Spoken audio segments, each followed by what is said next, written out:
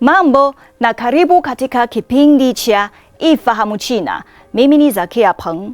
Uchapishaji wa 3D unaibuka kama kichocheo kipya cha uzalishaji wa akili bandia na kuleta ufanisi zaidi katika uzalishaji na matumizi mapana ya mipangilio.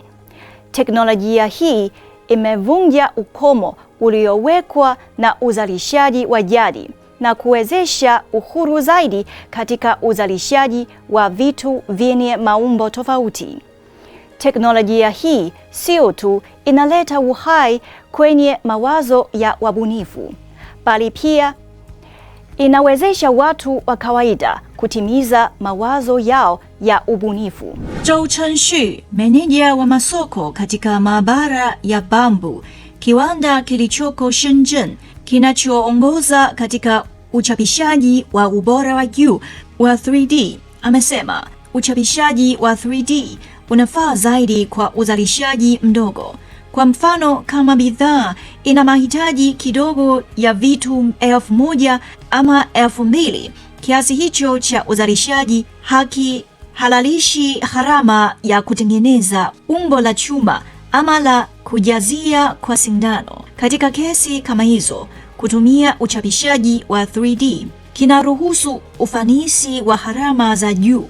Zaidi ya hayo, maumbo yanayotengenezwa kwa teknolojia hii yanaweza kufanyiwa maboresho haraka sana. Kuanzia vifaa vya kila siku hadi miradi mikubwa, uchapishaji wa 3D unapanuka na kuwa wa aina mbalimbali, ikiwemo usanifu wa nyumba unaoendeshwa na akili bandia, uwekaji wa sanaa na ujenzi wa miji. Tofauti na mbinu za uzalishaji wa jadi, teknolojia hii inachochea uzalishaji wa viwandani kuelekea hatma ambayo ina ufanisi zaidi, endelevu zaidi na ubunifu zaidi.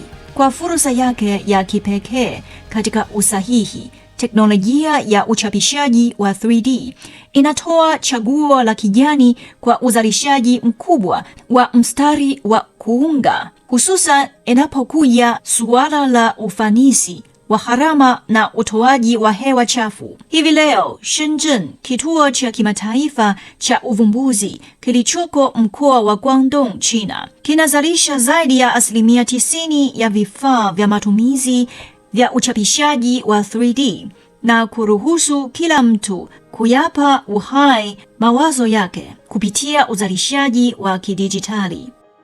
Haya, kwa leo kipindi hiki kinaishia hapa. Katika kipindi kijacho nitaendelea kukuletea mambo mengine yanayovutia kuhusu utamaduni na jamii ya China. Asante kwa kuwa nami. Mimi ni Zakia Peng. Kwa heri. Kwa taarifa zaidi kuhusu China, unaweza kutembelea tovuti ya CRI Kiswahili na marafiki_CN kwenye Facebook. Pia unaweza kupakua app ya Cheche kwenye Google Play na Palm Store.